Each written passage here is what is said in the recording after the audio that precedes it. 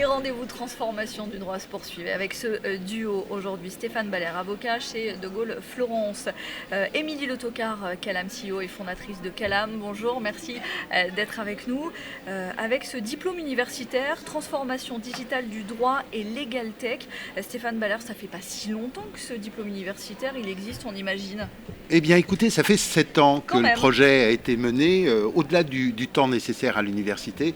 Le projet que l'on avait avec Bruno Defin, c'était de proposer au marché, pour accompagner ces transformations digitales du droit, à l'époque, un combo entre des ingénieurs et des juristes d'entreprise. Alors des ingénieurs, on en a 1 ou 2 par an.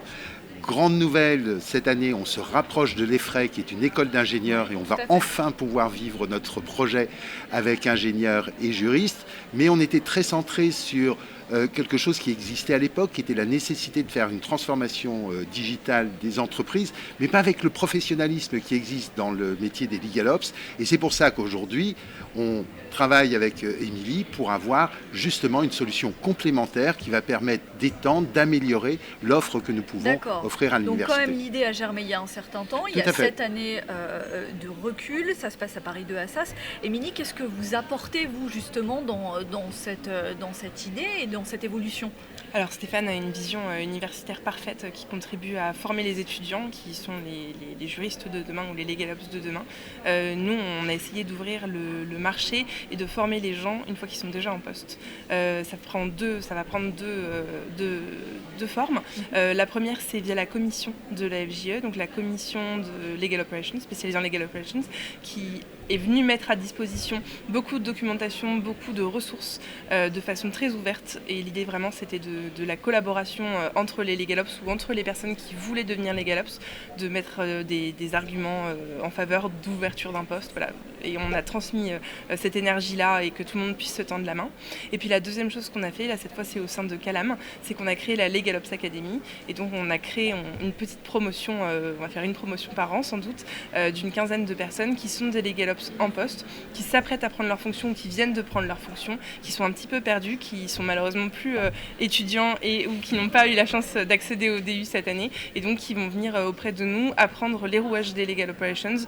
Très concrètement, comment est-ce qu'on va faire et on va les aider, leur donner toutes les cartes en main pour pouvoir apprendre via cette formation-là à gérer leur projet, leur digitalisation avec des techniques vraiment très concrètes et empiriques et des cas pratiques appliqués à leur cas d'entreprise. Bon, on se rend bien compte en vous écoutant que finalement c'est même l'enseignement qu'il faut faire évoluer et qu'il faut transformer pour suivre le secteur. On avait une séquence hier sur l'éthique, l'apprentissage de l'éthique. C'est un petit peu pareil pour ces métiers. C'est comment est-ce qu'on peut arriver à pousser dans l'université cette capacité à essayer de faire, même si on ne sait pas faire. C'est comme au Club Med quand on apprend le golf. On découvre tous en même temps. Voilà, très vite, il faut aller jouer et puis après on revient et on se dit « Ah, il faut vraiment faire ces gammes ». Là, en fait, c'est une idée qui est assez simple, qui est de dire comment est-ce qu'on peut associer des vrais professionnels. On le fait déjà dans le DU puisqu'on a à peu près 50% de formation initiale et 50% de formation continue. Pareil sur les âges où on a un axe de diversité qui est important. Mais là, c'est faire venir à l'intérieur les vrais spécialistes de ce métier qui est un petit peu émergent, hein, même s'il a beaucoup d'antériorité en France. C'est quand même, la table ronde le disait ce matin, 2 ans que c'est à la mode, on va dire, que tout le monde en parle. Donc c'est vraiment... 7 ans d'existence, 2 ans à la mode, donc on est à un point de bascule. Un point de bascule, on n'a pas encore l'adolescence, la maturité de l'adolescence, mais ça va venir. Mais c'est vraiment un marché qui change, qui accélère. Le DU, c'est 160 heures de cours du soir, mais il faut quand même les enquiller dans un agenda. C'est vrai que ce que Émilie apporte, à la fois par les commissions de la FJE, c'est la possibilité de venir une fois par mois, de pouvoir ensuite se passer des coups de fil. On va un petit peu plus loin dans l'académie, c'est d'y mettre un petit peu plus de temps. Comment est-ce qu'on peut peut-être avoir une solution qui va être un petit peu plus ouverte et qui surtout va être extrêmement accessible, puisque c'est l'université.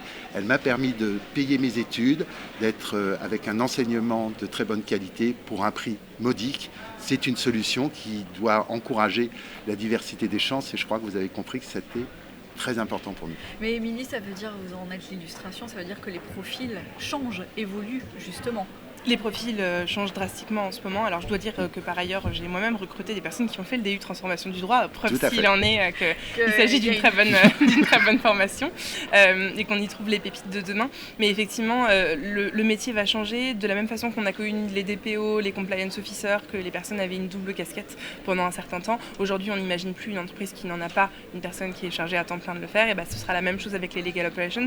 On voit bien qu'aux États-Unis, on est sur une tendance de structuration des équipes et d'augmentation du nombre de personnes en charge de ces sujets. Donc ça arrive forcément en France aussi. Je trouve que souvent l'université a un temps de retard sur la vie professionnelle que Stéphane se charge avec Bruno Defin de combler, de rattraper, et c'est vraiment parfait. Nous, on adresse le marché aujourd'hui parce que ça c'est parfait pour former les juristes de demain. Nous, on essaie d'adresser les juristes aujourd'hui qui ont également des gros besoins de formation et de besoins d'entraide. Et la commission apporte de la littérature papier et des ressources et des webinars, des choses qui sont consommables un peu à discrétion. Et à l'académie, nous, on essaye de faire quelque chose vraiment de très très différent, c'est-à-dire qu'on fait du physique, complètement pas du digital. Au contraire, on voulait absolument créer un esprit de promo où on offre un espace une après-midi par mois d'échange, de compréhension, de simulation pour créer un esprit de promo avec des personnes qui vont pouvoir s'entraider et un esprit de réflexion. C'est l'équilibre entre les deux qu'il faut trouver, entre les deux formations aussi, et ces briques supplémentaires dans l'enseignement. Oui, Merci. Il y a l'avenir aussi qui est important, la data, et c'est pour ça que l'arrivée de l'effray dans le dispositif, l'utilisation des ingénieurs fait les ingénieurs dans le exactement, processus. Et ça, c'est l'étape suivante. Et donc, j'espère qu'on se revoit dans 2 ans. Exactement. On prend rendez-vous. Merci Stéphane Valère, merci Émilie Le Tocard-Calam. Rendez-vous Transformation du droit. Merci d'avoir été avec nous. Merci beaucoup.